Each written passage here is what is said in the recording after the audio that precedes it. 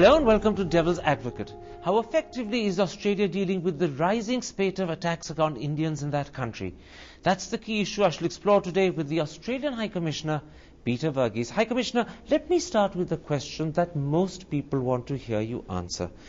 Why does the Australian government find it difficult to accept that racism must be a substantial motive and cause for the increasing spate of attacks on Indians in your country? Well, Karen, we don't think that racism is a substantial motive or cause in these cases. What we're seeing here essentially is a pattern of urban crime, for the most part opportunistic urban crime.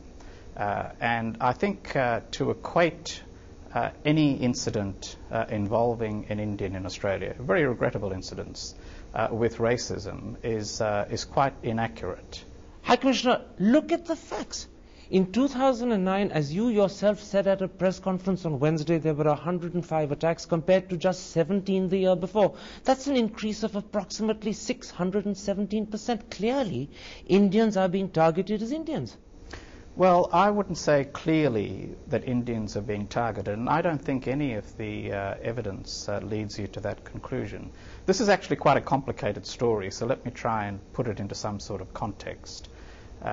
We've had a very rapid increase in the number of Indian students in Australia. So part of the reason why numbers go up year to year may well be a reflection of the fact that the pool of Indians in Australia is also rising very rapidly. Except for the fact that Indians are being attacked much more frequently and in much greater percentages than is happening to anyone else in Melbourne. Once again, let me quote Gautam Gupta, the Secretary of the Federation of Indian Students in Australia.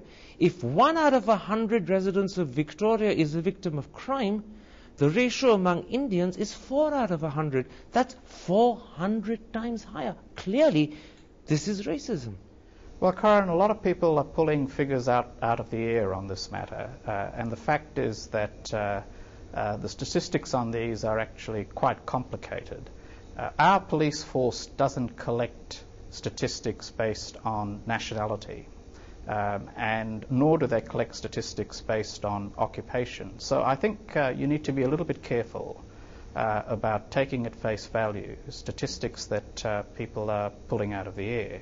I think that gentleman to which you referred has also made the assertion that there's an average of 5 attacks a day on Indian students. You use the figure of 105. That's a well-sourced figure, actually. It's an Indian government figure provided to your court system. And it compares with 17 the year before, and that means that there's a 617% increase within just 12 months.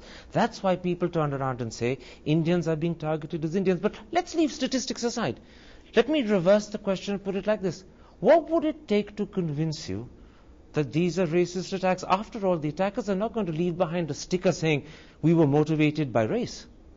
Well, Karen, I think you have to allow the processes of investigation and criminal justice to work their way through, and they will come to conclusions about the nature of the crime and the motivation of the crime.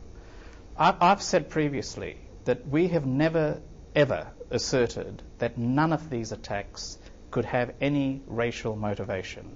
I concede that in a very small number of cases, and some of these cases have already been up before the courts, on the face of it, there would appear to be a racial motivation.